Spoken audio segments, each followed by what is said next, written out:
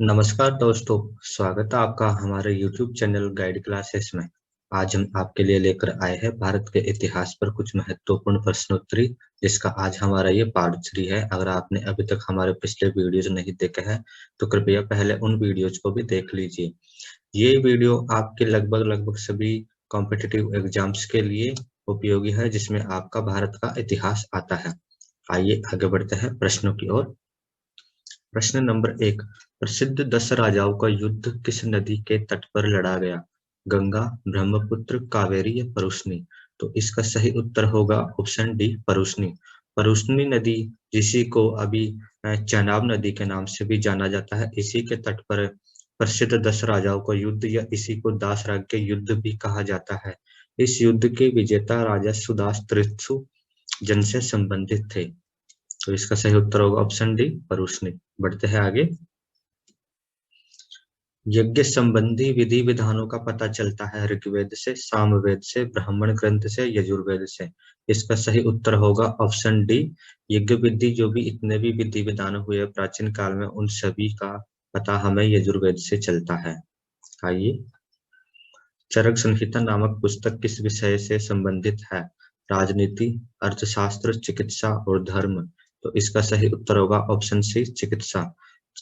चरक संहिता नामक जो पुस्तक, जिसके रचयिता, इसके जो लेखक है वो चरक नाम के एक प्रसिद्ध जो हमारे जो चिकित्सा शास्त्री हुए हैं, उन्होंने ही चरक संहिता नामक पुस्तक लिखी थी।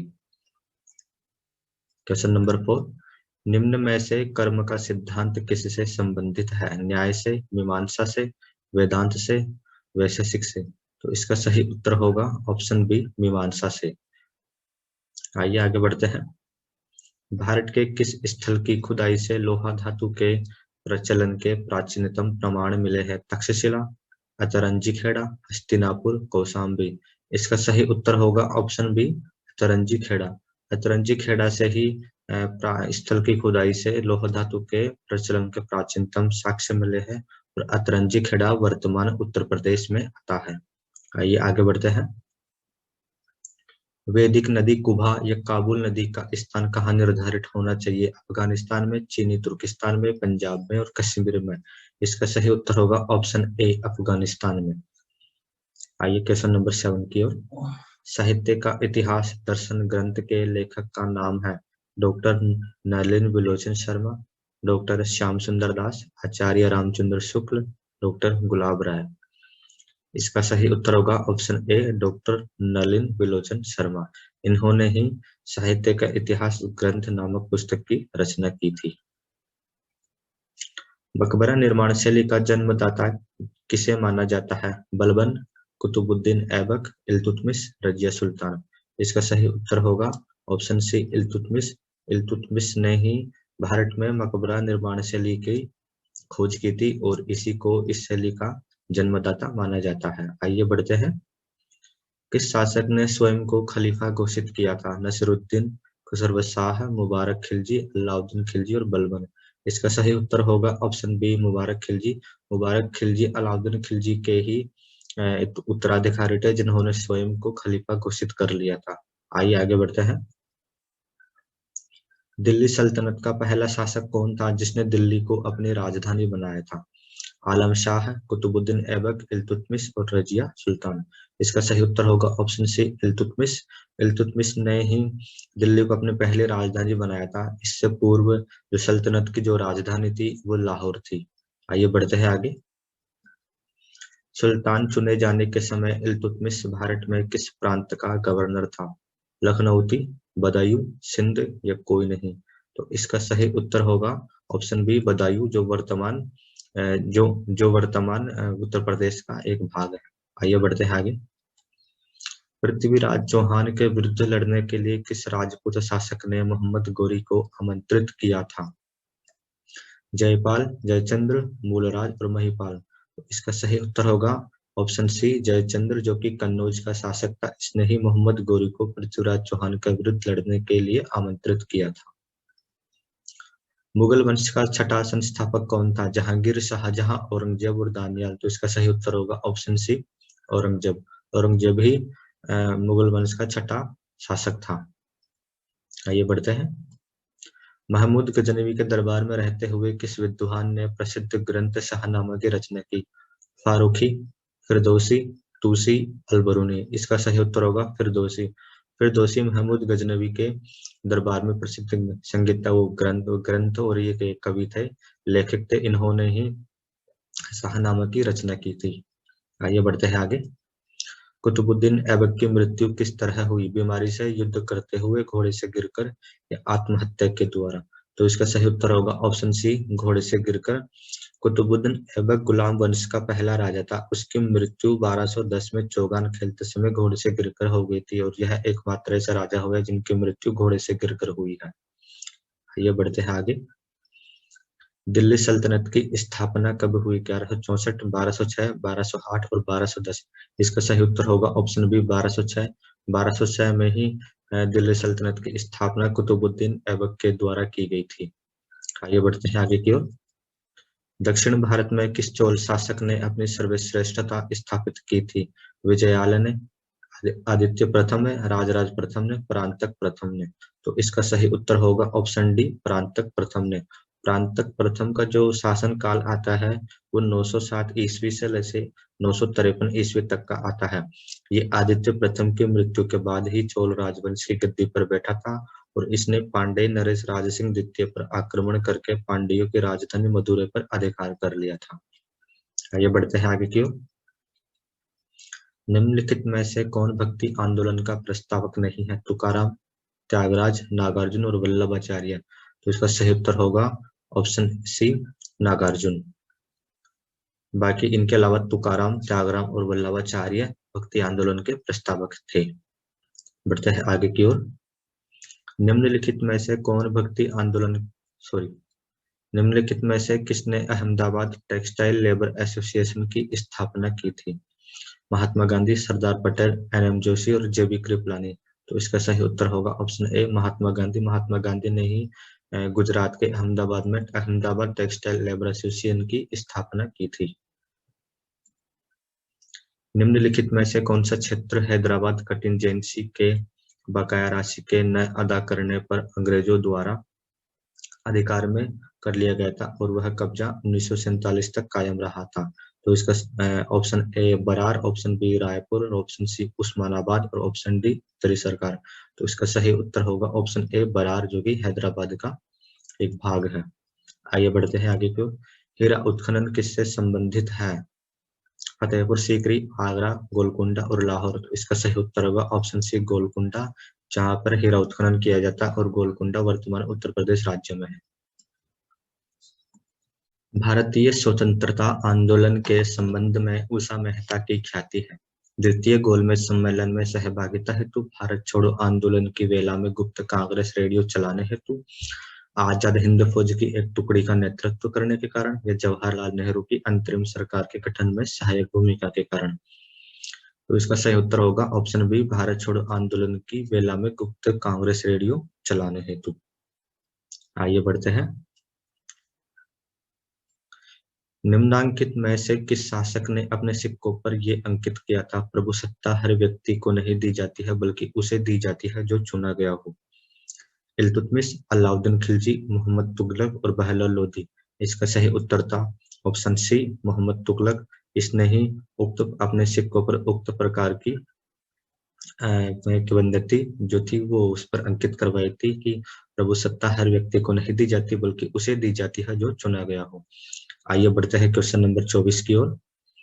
अहमद शाह अब्दाली के भारत पर आक्रमण और पानीपत की तीसरी लड़ाई करने का तात्कालिक कारण क्या था? वह मराठों द्वारा लाहौर से अपने वायसराय तैमूर शाह के निष्कासन का बदला लेना चाहता था। उसे जालंधर के कुंठाग्रस्त राज्यपाल आदिल बेग खान ने पंजाब पर आक्रमण करने के लिए आमंत्रित किया था। वह मुगल प्रशासन को चहार महल के राजस्व का भुगतान न करने के लिए दंडित करना चाहता था। वह दिल्ली सीमाओं तक के पंजाब के सभी उपजाऊ मैदानों को हड़प कर अपने राज्य में विलय करना चाहता था। इसका सही उत्तर होगा ऑप्शन ए, वह मराठों द्वारा लाहौर से अपने वायसराय तैमूर शाह के निष्कासन का बदला लेना चाहता था। और जो पानीपत का जो तीसरी लड़ाई हुई थी वो अहमद शाह अब्दाली और मराठों के मध्य हुई थी। आइए बढ़ते हैं आगे की ओर। गुप्त साम्राज्य के पतन की अनुमानित तिथि क्या है? 606 ईस्वी, 467 ईस्वी, 550 ईस्वी या 600 ईस्वी। इसका सही उत्तर होगा ऑप्शन सी 550 ईस्वी को गुप्त साम्राज्य की पतन की अनुमानित तिथि माना जाता है। आइए बढ़ते हैं आगे की ओर। पुरुषपुर निम्नलिखित में से किसका प्राचीन नाम था? पटना, पाटलिपुत्र, पेशावर और पंजाब। इसका सही उत्तर होगा पेशावर, जो कि वर्तमान पाकिस्तान में आता है। इसी को प्राचीन काल में पुरुषपुर के नाम से जाना जाता था। आइए बढ़ते हैं क्वेश्चन नंबर 27 की ओर। किस ग्रंथ में शूद्रों के लिए आर्य शब्द का प्रयोग हुआ है? अर्थशास्त्र, मुद्रा राक्षस, अष्टाध्यायी या इनमें से कोई नहीं। इसका सही उत्तर होगा ऑप्शन ए अर्थशास्त्र, जिसकी रचना कौटिल्य या चाणक्य के द्वारा की गई थी। आइए बढ़ते हैं आगे की ओर। किस वंश की राजधानी मुंगेर थी? पल्लव, पाल, चालुक्य और वर्धन। तो इसका सही उत्तर होगा पाल वंश, ऑप्शन बी पाल वंश ने इन्होंने अपनी राजधानी मुंगेर में स्थानांतरित की थी। आइए बढ़ते हैं आगे की ओर। श्रीनगर की स्थापना किस शासक ने की थी? बिंदुसार, अशोक, स्कंद या दशरथ। इसका सही उत्तर होगा ऑप्शन बी अशोक। चक्रवर्ती सम्राट अशोक मौर्य ने ही श्रीनगर राज्य की स्थापना की थी। बढ़ते हैं आगे की ओर। बृहत कथा की रचना किसने की थी? राधा गुप्त, पाणिनि, सर्ववर्मन और गुणाढ्य। तो इसका सही उत्तर होगा ऑप्शन डी गुणाढ्य। बृहत कथा की रचना गुणाढ्य ने की थी, जो कि राजा हाल के राजकवि थे। बढ़ते हैं क्वेश्चन नंबर 31 की ओर। निम्नलिखित में से सबसे प्राचीन राजवंश कौन सा है? मौर्य, गुप्त, कुषाण और कण्व। इसका सही उत्तर होगा ऑप्शन ए मौर्य वंश। मौर्य वंश को ही सबसे प्राचीन राजवंश माना जाता है, जिसके संस्थापक चंद्रगुप्त मौर्य है। आइए बढ़ते हैं आगे की ओर। सम्राट अशोक की वह कौन सी पत्नी थी जिसने उसे सबसे अधिक प्रभावित किया था? चंडालिका, चारुलता, गौतमी और कारुआकी। इसका सही उत्तर होगा ऑप्शन डी कारुआकी। कारुआकी ने ही सम्राट अशोक को सबसे अधिक प्रभावित किया था। Question number 33। बुद्ध में वैराग्य भावना किन चार दृश्यों के कारण बलवती हुई? ऑप्शन ए बूढ़ा, रोगी, मृतक, सन्यासी। ऑप्शन बी अंधा, रोगी, लाश और सन्यासी। ऑप्शन सी लंगड़ा, रोगी, लाश, सन्यासी। ऑप्शन डी युवा, रोगी, लाश, सन्यासी। इसका सही उत्तर होगा ऑप्शन ए बूढ़ा, रोगी, मृतक और सन्यासी। एक समय जब बुद्ध अपने राज्य से बाहर निकले थे, तो उन्होंने एक बूढ़े, रोगी और मृतक और सन्यासी को देखा। तब उनके मन में वैराग्य भावना और अधिक बलवान हो गई थी। आइए बढ़ते हैं आगे की ओर। महात्मा गांधी ने कुमाऊं की यात्रा सर्वप्रथम कब की? 1928, 1927, 1930 और 1929। तो इसका सही उत्तर होगा 1929। जून 1929 में उन्होंने कुमाऊं की यात्रा की थी। बढ़ते हैं आगे की ओर। 1585 में अकबर ने अपनी राजधानी कहाँ स्थानांतरित करी? आगरा, दिल्ली, लाहौर और भरतपुर। इसका सही उत्तर होगा ऑप्शन सी लाहौर। फतेहपुर सीकरी को अकबर के सपनों का नगर कहा जाता है, क्योंकि इसे उन्होंने पूरी लगन से बनवाया था। इसकी योजना को तैयार करने में ही उन्हें 15 वर्ष लग गए थे। फतेहपुर सीकरी के निर्माण से पहले मुगलों की राजधानी आगरा थी, लेकिन इसके बाद अकबर ने राजधानी को नए नगर में स्थानांतरित कर लिया था। सन 1571 से 1585 तक फतेहपुर सीकरी मुगलों की राजधानी रही थी, लेकिन इससे पहले जो उनकी राजधानी थी वो फतेहाबाद था।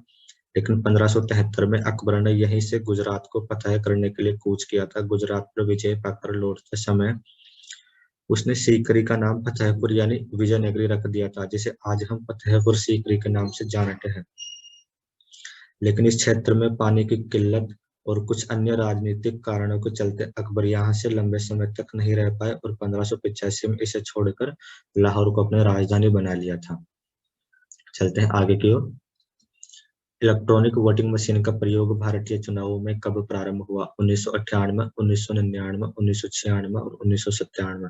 इसका सही उत्तर होगा ऑप्शन ए 1998। भारत में सबसे पहले और सबसे बाद में आने वाले यूरोपीय कौन थे? फ्रांसीसी, अंग्रेज, पुर्तगाली और डच। इसका सही उत्तर होगा ऑप्शन सी पुर्तगाली। सबसे पहले भारत में पुर्तगाली आए थे, उसके बाद ये सबसे अंत में भी यही गए थे जिन्होंने गोवा पर अपना अधिकार कर रखा था। लेकिन सरदार वल्लभ भाई पटेल की दूरदर्शिता के कारण सन 1961 में गोवा को पुर्तगालियों से मुक्त करवाया गया। किस धर्म के मंदिरों को आतिश बहराम कहा जाता है? बौद्ध, फारसी, यहूदी या कोई नहीं? इसका सही उत्तर होगा ऑप्शन बी, पारसी के मंदिरों को आतिश बहराम कहा जाता है। क्वेश्चन नंबर 39, किस क्रांतिकारी को उनके साथी क्विकसिल्वर कहा करते थे? भगत सिंह, बिस्मिल, राम प्रसाद और चंद्रशेखर आजाद। इसका सही उत्तर होगा ऑप्शन डी, चंद्रशेखर आजाद। उनको उनके साथी क्विकसिल्वर के नाम से जानते थे। क्वेश्चन नंबर 40, जापान के हिरोशिमा शहर पर परमाणु बम कब गिराया गया? 6 अगस्त 1945, 7 अगस्त 1946, 9 अगस्त 1945, 8 अगस्त 1947। इसका सही उत्तर होगा ऑप्शन ए, 6 अगस्त 1945। योशी ओका उस समय हिरोशिमा में इंपीरियल आर्मी की अंडरग्राउंड कमांड सेंटर में कम्युनिकेटर ऑपरेटर थी और 6 अगस्त 1947 को अमेरिका द्वारा जापान के हिरोशिमा पर परमाणु बम गिराया गया। दोस्तों, आज की क्लास यहीं पर समाप्त होती है। अगर आपको हमारा वीडियो अच्छा लगे तो इस वीडियो को लाइक कीजिए, शेयर कीजिए और सब्सक्राइब कीजिए। तथा अगर आपको इसकी पीडीएफ प्राप्त करनी है तो इसके लिंक में हमारे टेलीग्राम चैनल का डिस्क्रिप्शन दिया हुआ, आप वहां से हमारे टेलीग्राम चैनल को ज्वाइन कीजिए, वहां आप इस वीडियो की पीडीएफ प्राप्त कर सकते हैं। ये वीडियो देखने के लिए धन्यवाद और हमारे चैनल को सब्सक्राइब और शेयर करना ना भूलें। थैंक यू दोस्तों।